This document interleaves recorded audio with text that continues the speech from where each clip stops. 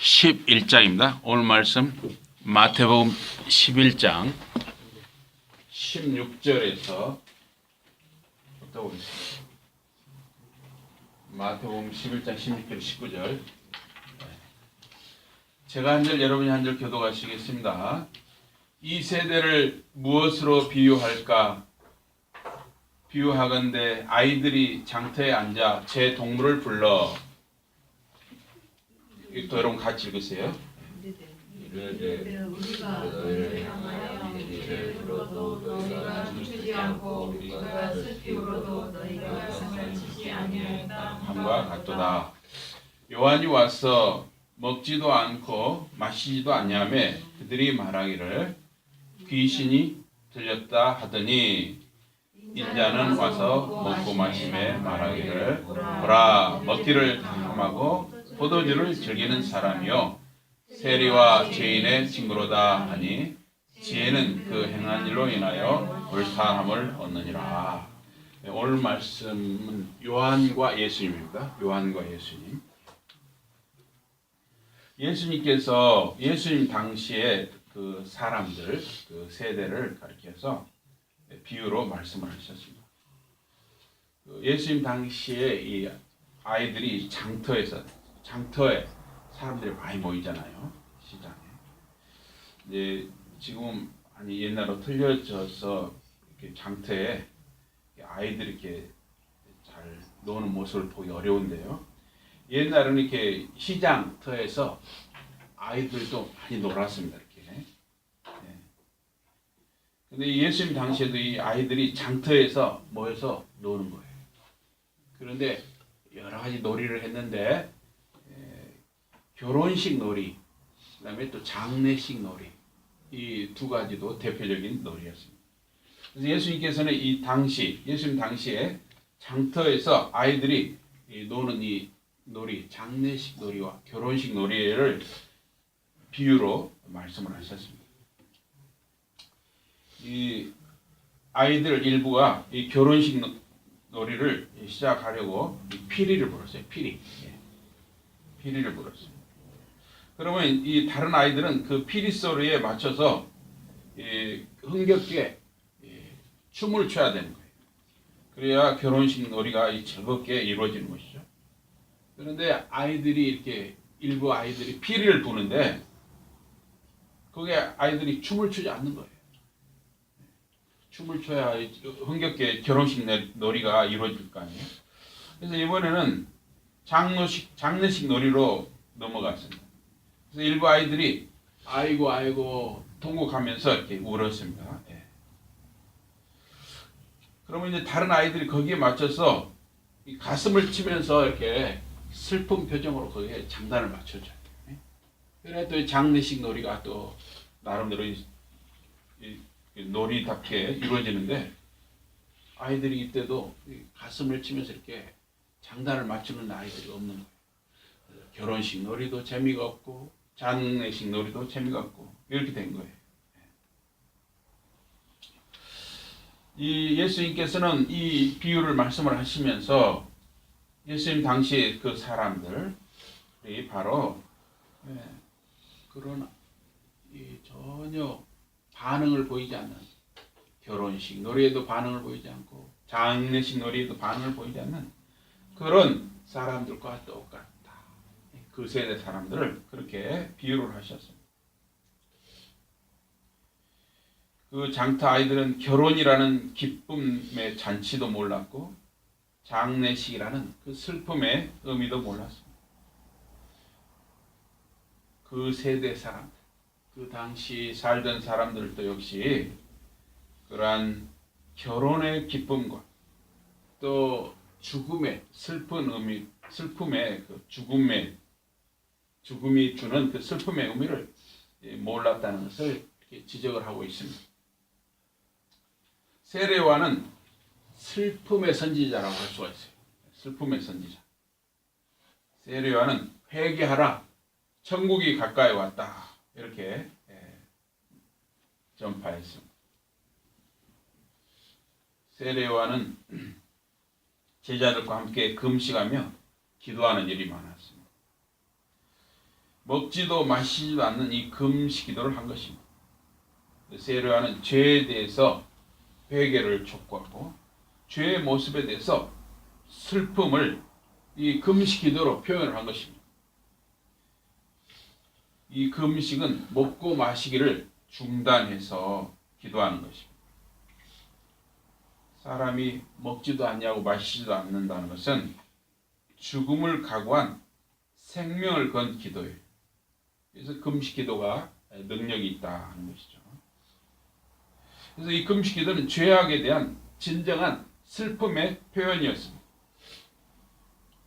몸에 필요한 빵을 먹지 않고 물을 마시지 않는 것은 죽음을 각오한 기도입니다. 그러나 사람들은 세례요한과 제자들이 그 금식 기도하는 모습을 보고 감동을 받기보다는 오히려 세례요한과 제자들을 향해서 저 사람들이 귀신이 들렸다, 이렇게 판단을 해버린 것입니다. 그들은 죄에 대한 회개, 죄악된 자신들의 모습에 대한 그 죄악된 모습에 대한 슬픔을 알지를 못하고 자신들의 죄에 대해서 전혀 어떤 느낌이 없었습니다. 또 예수님이 오셔서 제자들과 죄인들과 어울려서 먹고 마시는 것을 보고 사람들이 또 판단해서 말했습니다. 예수님을 가리켜서 말하기를 저 사람은 먹기를 탐하는 사람이다. 포도주를 즐기는 사람이다. 또 세리와 이 죄인의 친구다. 장기라든가 이 세리 그 사회에서 냉대받는 상대하지 않는 사람, 그런 사람들하고 친구로 지낸다, 이렇게 판단을 했습니다. 사람은 이 어떤 편견, 선입견으로 누군가를 쉽게 우리가 판단하기가 쉽습니다. 우리가 가진 이 편견이나 선입견이 참 무서운 것입니다. 세례요한의 역할은 주 예수 그리스도의 길을 예비하는 일이었습니다. 사람들의 마음을 회개케 하고 죄에 대해서 애통해하는 마음, 슬퍼하는 마음을 심어주는 것, 이게 바로 세례요한의 역할이었습니다. 그래서 세례요한은 회개를 말하고 심판을 강조했습니다. 세례요한은 선지자 이사야의 예언대로 광야에서 애치는 자가 되었습니다. 주의 길을 예비하고 주님의 길을 평탄케 하는 일을 하였습니다. 세례요한은 극도로 절제된 삶을 살았습니다. 낙타 가죽을 벗겨서 옷으로 입었습니다. 허리에 가죽띠를 띠고 음식은 메뚜기와 야생꿀을 먹었습니다. 세례요한은 대부분의 시간을 들에서, 광야에서 어떤 바위 밑이라든가 어떤 나뭇가지로 엉성하게 얼른 움막 같은 데서 생활을 했습니다. 말라기서가 이 엘리야 선지자를 보내리라 하고 이렇게 예언을 하고 있습니다. 말라기 4장 5절에 보면 보라, 여호와의 크고 두려운 날이 이르기 전에 내가 선지자 엘리야를 너희에게 보내리니. 그래서 이 예언의 말씀은 바로 세례 요한을 통해서 이루어지게 됩니다. 선지자 엘리야를 보내는 목적을 4장 6절에 기록하고 있는데요. 말라기서 그가 아버지의 마음을 자녀에게로 돌이키게 하고 자녀들의 마음을 그들의 아버지에게로 돌이키게 하리라. 돌이키지 아니하면 내가 와서 저주로 그 땅을 칠까 하노라. 이런 말씀이 있습니다. 그래서 이게 무슨 뜻이냐? 아버지 마음을 자녀에게 돌이키고 자녀들의 마음을 아버지에게 돌이킨다. 이게 무슨 말이냐? 여기에 대해서 해석이 여러 가지가 있어요. 저는 이것을 두 가지 해석으로 이렇게 봅니다. 첫째는 아버지는 하나님 아버지로 볼 수가 있습니다. 하나님 아버지의 마음을 헤아리고 이해할 줄 아는 하나님의 자녀는 이상적인 하나님의 백성이라고 할 수가 있죠. 여러분과 저도 예수 그리스도를 믿는 하나님의 자녀로서 하나님 아버지의 마음이 무엇인가를, 우리를 향하신, 여러분을 향하신 하나님 아버지의 마음이 무엇인가를 안다면 가장 이상적인 하나님의 백성이다 할 수 있습니다. 또 한 가지 해석은 믿음의 조상, 믿음의 아버지 아브라함을 가리킨다. 자녀들의 마음을 아버지에게 돌이키고 아버지의 마음을 자녀들에게 돌이킨다는데 그 아버지가 누구냐? 또 한 가지 해석은 바로 아브라함, 믿음의 아버지 아브라함을 가리킨다는 거예요. 그래서 이제 때가 되었을 때 자녀들이 아버지 아브라함의 마음으로, 그런 믿음으로 살아가게 된다는 것입니다. 믿음의 아버지 아브라함처럼 이제 그 자녀들과 후손들이 아브라함이 갔던 그 믿음의 길을 가는 삶을 산다 하는 것입니다. 이런 일을 선지자 엘리야가 와서 한다 하는 것이에요. 바로 그 엘리야 선지자가 바로 세례 요한이다 하는 것입니다. 그래서 말라기서 4장 6절에 보면 돌이킨다 하는 말이 있어요. 이 돌이킨다는 말은 히브리어의 슈브란 말이에요. 슈브, 돌이킨다, 돌아선다.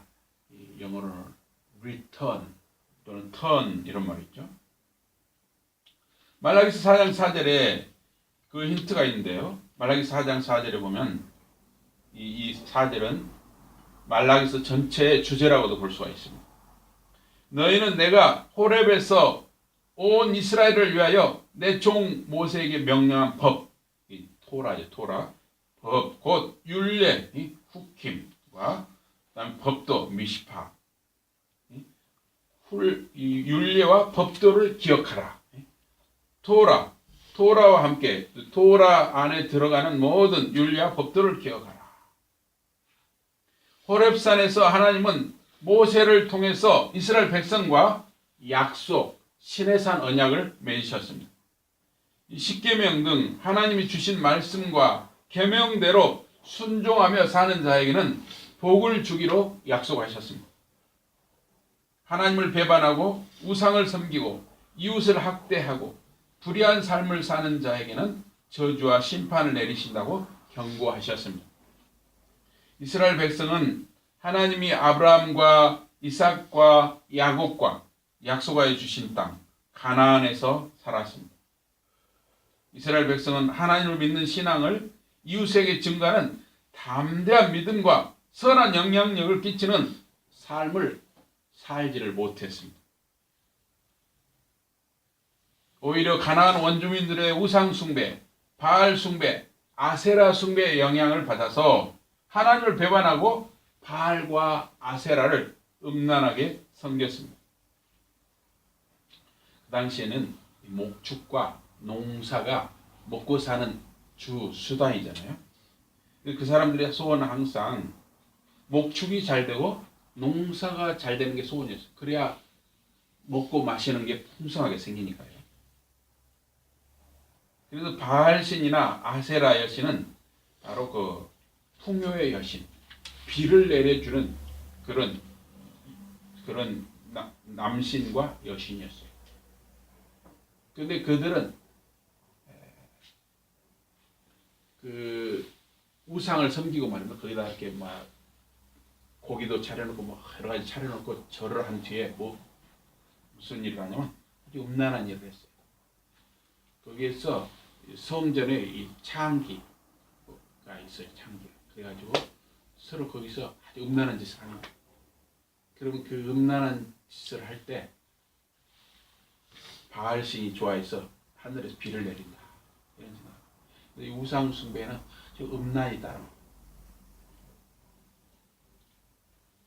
먹을 것을 많이 달라고 또 아주 음란한 짓을 하는 것이죠. 그러면 실제로 그렇게 음란한 짓을 해서 그들에게 먹을 것이 많이 생기고 잘 되었느냐? 아니죠. 실제로는 망해버린 것이죠. 하나님은 북이스라엘은 아수르에, 남유다는 바벨론에 망하게 하시고 포로가 되게 하셨습니다. 하나님은 집단적으로 책임을 물으셨어요. 거기에 다 타락한 것이 아니고 극히 일부는 타락하지 않은 사람들이 어느 시대나 있는 것이죠. 엘리야 선지자라든가 예레미야 선지자, 이사야 선지자, 시대마다 이런 선지자들이라든가 정말 하나님 편에 있었던 경건한 사람들이 일부가 있어요. 어느 시대나 있는 것입니다. 그래서 엘리야가 다 바알에게 무릎 꿇고 저만 남았습니다. 이렇게 하나님 앞에 하소연했을 때 하나님께서는 너는 너만 남았다고 생각하느냐? 바알에게 무릎 꿇지 아니한 7,000명을 남겨두었다. 이렇게 하나님이 말씀하셨습니다. 죄가 그에 달하는 시대, 그런 시대마다 경건한 사람들이 항상 있었습니다. 하나님이 항상 경건한 자들을 숨겨두셨습니다. 그러나 결국 집단적으로 이스라엘 국가, 유다 국가의 책임을 묻고 심판하셨습니다. 그러나 아주 멸망시키신 것이 아니라 남은 자들을 통해서 하나님의 약속, 하나님의 언약이 이어지고 구원의 역사가 이어지게 하셨습니다. 오늘날 2018년을 사는 우리 한국 교회 혹은 세계 교회를 보고 절망적인 목소리도 많이 있습니다. 이 시대는 돈을 하나님으로 섬기는 사람들이 살고 있습니다. 교회 안에도 하나님보다 돈을 좋아하는 사람들이 있다면 회개하는 것이죠. 제가 하나님보다 더 돈을 좋아하는 사람이라면 회개해야죠. 여러분도 마찬가지고요. 그러나 어느 시대나 하나님의 사람을 하나님께서 남겨두시는 것입니다. 하나님의 자녀라면 돈을 하나님으로 섬기지 마시고 제가 누누이 말씀드리듯이 발로 밟으시기 바랍니다. 돈을 여러분 잘 쓰시기 바랍니다. 필요한데 잘 쓰시기 바랍니다. 하나님 사랑, 이웃 사랑을 위해서 잘 쓰시기 바랍니다. 또 정당한 방법이라면 돈을 많이 버시기 바랍니다. 엘리야 선지자는 바알 제사장들과 겨루어서 살아계신 하나님을 증거하며 승리했습니다. 백성에게 율법을 회복하고 하나님 섬김을 회복하는 역사를 이루는데 엘리야 선지자가 쓰임 받았습니다. 그래서 말라기 4장에 엘리야는 바로 이 세례 요한을 말하고 있습니다.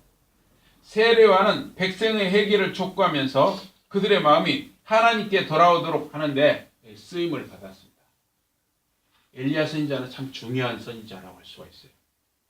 이 예수님이 기도하실 때 눈처럼 예수님의 모습이 하얘졌어요. 산에서 기도하실 때.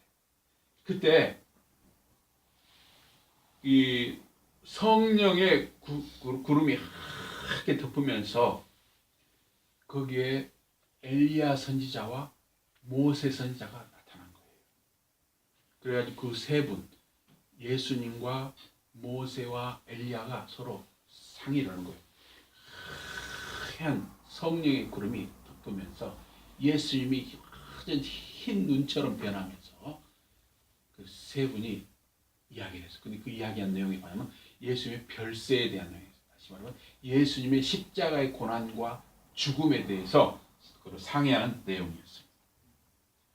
그만큼 엘리야 선지자는 중요한 선지자였습니다. 그런데 그 엘리야 선지자의 역할을 누가 하느냐면 이제 예수님의 길을 예비하는 자로 세례 요한이 그런 역할을 했다는 거예요.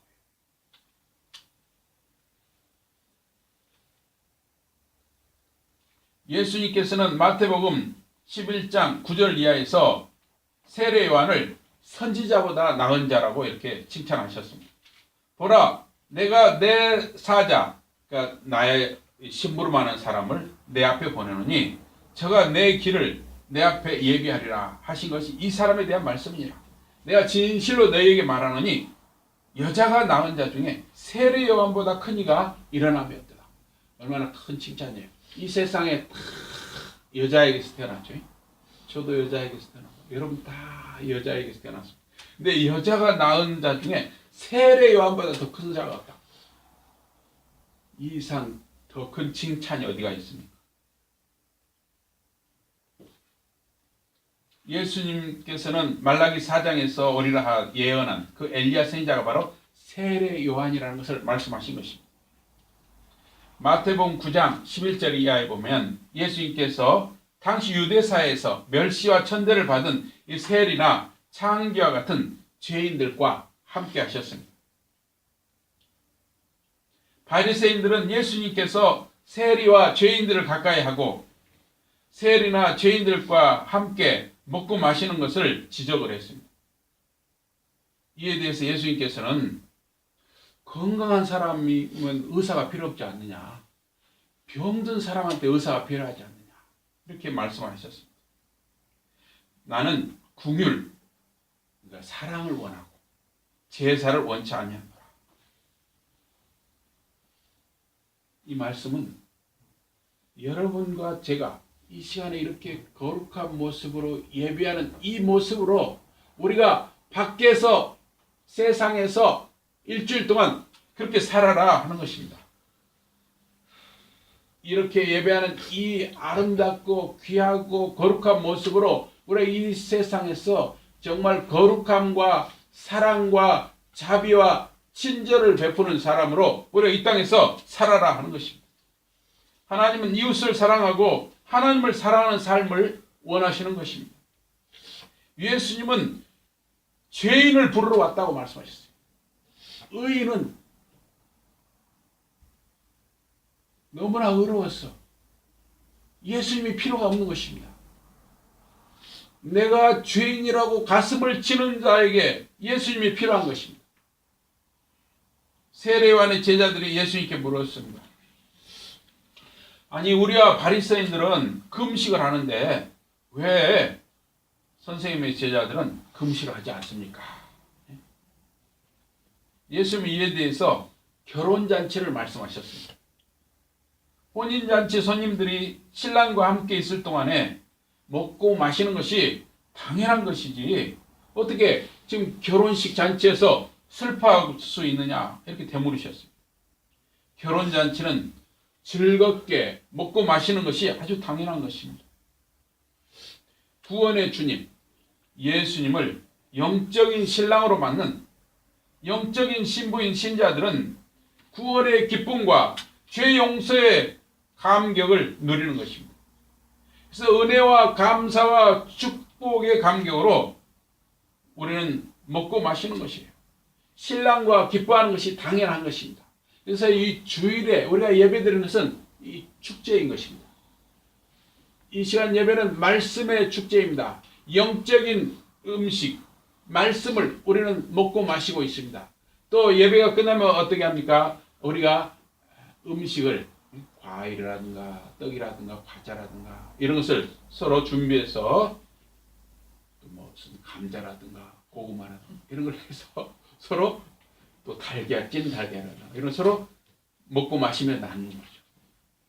영적으로도 먹고 마시고 육적으로도 먹고 마시는 천국 잔치가 주일날 벌어지는 것이에요. 왜냐하면 신랑 대신 예수님을 만나는 우리는 영적인 신부들이기 때문이다. 우리는 매 주일마다 만나서 영적인 혼인잔치를 벌이는 거예요. 예수님을 만나는 그 구원의 감격, 하나님의 은혜에 대한 그 기쁨, 이것을 우리가 영적으로도 먹고 마시고 육적으로도 먹고 마시면서 구원의 은혜를 서로 나누는 것입니다. 그래서 여러분, 이 예배 끝나고 가나 바쁘시다도 바로 가지 마시고 이 영적인 이 잔치에, 먹고 마시는 잔치에 항상 우리가 끝까지 참여하는 것이 좋은 것입니다.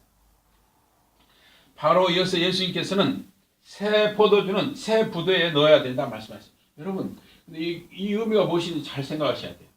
새 포도주는 왜 새 부대에 넣어야 되느냐?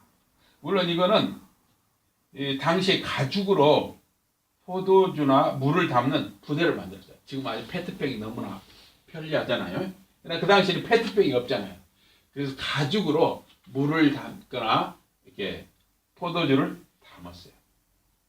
그런데 낡은 부대는 이제 오래 쓰면은 더 이상 이렇게 늘어나지 않아요. 이 옷도 말입니다. 낡은 옷은 늘어나지 않잖아요. 그래서 오래 입으면 이게 찢어지게 돼요. 당기면은. 그러나 이 새 부대는 어때요? 이 가죽이기 때문에 새 부대는 처음 만들어 늘어나잖아요. 예. 그래서 안에 새 포도주가 들어가면 발효가 되잖아요. 팽창이 되잖아요. 그럼 이게 늘어나요. 그러니까 푸대가 안 찢어지는 것이죠. 그러면 단순하게 이런 의미만 있느냐 하는 거예요.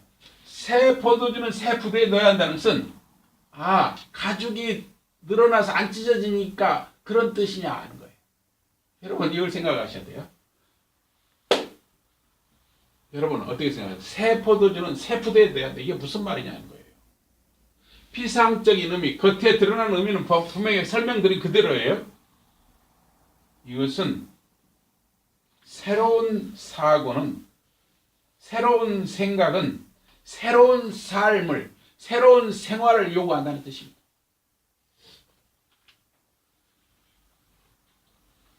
새로운 사고는 새 언약적인 사고예요.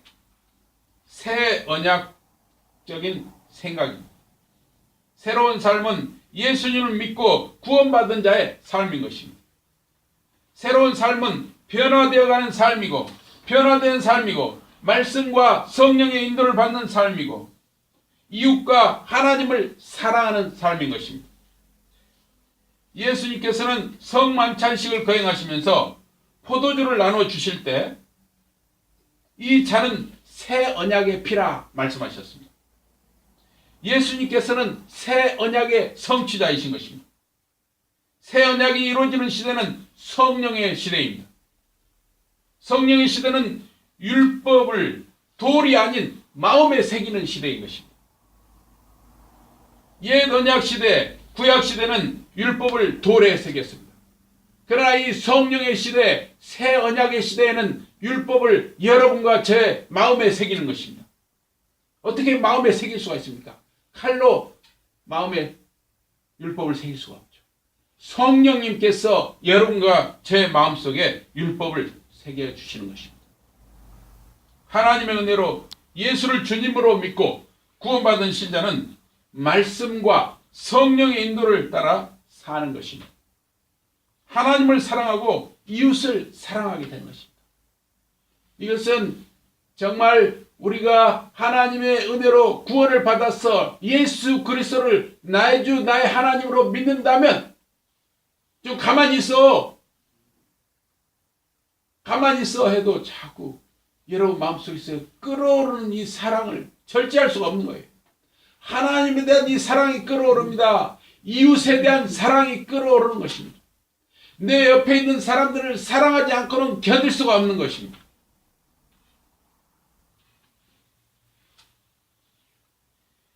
바리새인들은 예수님과 제자들이 빵이나 음식을 먹기 전에 손을 씻지 않는 것을 지적을 했습니다.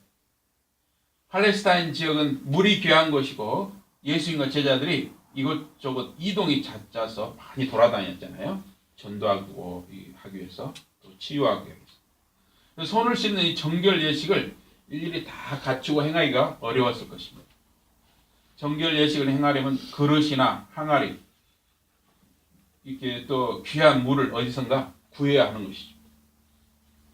그래서 바리새인들의 지적에 대해서 예수님은 사람 몸 안으로 들어가는 것이 사람을 더럽게 하는 것이 아니라 사람 몸 안에서 몸 밖으로 나오는 것이 사람을 더럽게 한다고 말씀하셨습니다.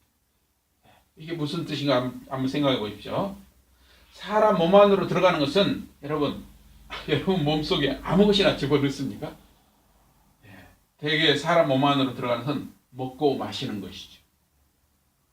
사람이 먹고 마시는 것은 누구나 여러분 몸에 좋은 것으로 가려서 먹는 거예요. 가난한 사람이나 부한 사람이나 그것이 비싼 것이냐 싼 것이냐 또는 아주 귀한 것이냐 흔한 것이냐 이런 차이가 있을 수는 있지만 다 사람 몸에 좋은 것을 먹으려고 하지 안 좋은 것을 먹는 사람은 없는 것입니다. 물론 요즘 너무나 풍요로운 시대가 돼서 지나치게 고기를 많이 먹는다든가 담배나 마약, 술을 피우고 마시는 좋지 않은 모습도 있을 수 있습니다. 그러나 일반적으로는 사람들이 일상에서 먹고 마시는 것은 인간의 삶을 유지하고 건강하게 하는 것이에요. 결국 그것이 사람 몸을 더럽힐 수 없는 것입니다. 이러므로 몸 안에 들어가는 것이 사람을 더럽게 할 수 없습니다. 그러나